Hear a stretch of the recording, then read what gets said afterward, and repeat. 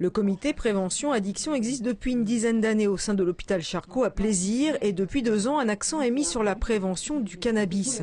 Jusqu'alors, les réunions étaient internes, mais pour la première fois, une session d'information a été ouverte à tous les pluridisciplinaires que peuvent être les professionnels soignants et les professionnels scolaires. Elle s'est tenue au centre communautaire. En tant qu'infirmier déjà professionnel travaillant sur un CMP, on a repéré que beaucoup d'adolescents ont des problématiques de consommation de cannabis et que beaucoup d'intervenants scolaires ou soignants se retrouvent un petit peu seuls dans les prises en charge avec les adolescents. L'intérêt, c'est avant tout de débattre ensemble de la consommation du cannabis et de la problématique du cannabis, mais aussi de créer des réseaux pour mieux travailler ensemble. Chez les plus jeunes, il y a beaucoup plus de jeunes qui prennent du cannabis aujourd'hui qu'il y a 10 ou 15 ans. Et d'autre part, le cannabis est beaucoup plus concentré aujourd'hui, donc a des effets beaucoup plus forts aujourd'hui qu'il y a 10 ou 15 ans.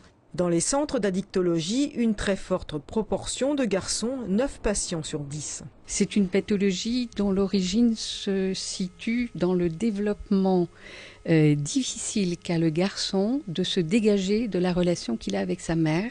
Intervenir donc avant la prise du produit, car les troubles psychiatriques liés au cannabis sont réels. C'est connu comme un produit qui permet de déclencher l'ensemble des troubles psychiatriques, y compris les plus graves. Les troubles anxieux, ça c'est certain, la dépression c'est certain, le trouble bipolaire de l'humeur est certainement très aggravé. Et puis surtout, ce qui est tout à fait alarmant, le cannabis peut précipiter du côté de la schizophrénie des jeunes qui a priori auraient pu échapper à ce destin-là. On estime aujourd'hui que 6 adolescents sur 10 ont déjà fumé du cannabis.